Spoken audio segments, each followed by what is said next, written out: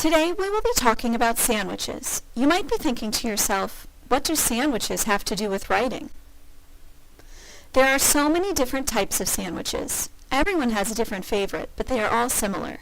Sandwiches always have some type of bread and yummy, interesting things inside.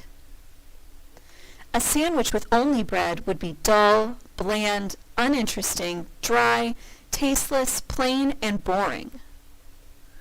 Imagine eating a sandwich without the bread. Picture trying to hold all of the ingredients together and eat them. What a mess! So I'm sure you're wondering, how is this related to writing? When you write a paragraph, it should be like a sandwich. The top sentence and concluding sentence are your bread. You need these parts to hold your paragraph together in a way that the reader can handle it easily and digest the information without a big mess.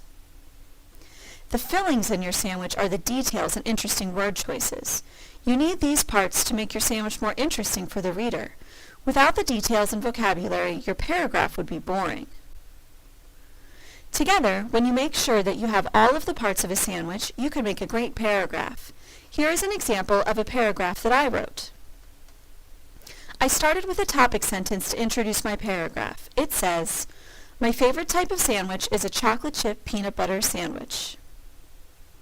Then I moved on to the meaty or interesting body of my paragraph. It says, "This sandwich is created from delicious, crunchy peanut butter and semi-sweet chocolate chips. When I make it, I always make sure to use a lot of peanut butter so that the stickiness will keep all of the chocolate morsels from tumbling out of the sandwich. While this is an amazing sandwich, I realize that it is not a very healthy option, so I save it as a special treat for my birthday." Finally, I close up my paragraph with my bottom piece of bread, my concluding sentence. It says, "Now that you have heard my mouth-watering description of a chocolate chip peanut butter sandwich, maybe you will want to try one too." When all of these pieces are put together, I have a beautiful 5-sentence paragraph that includes a topic sentence, supporting details with colorful vocabulary, and a concluding sentence.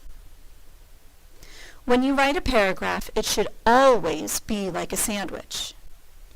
So here is the big question that you should be able to answer. How does this sandwich relate to writing?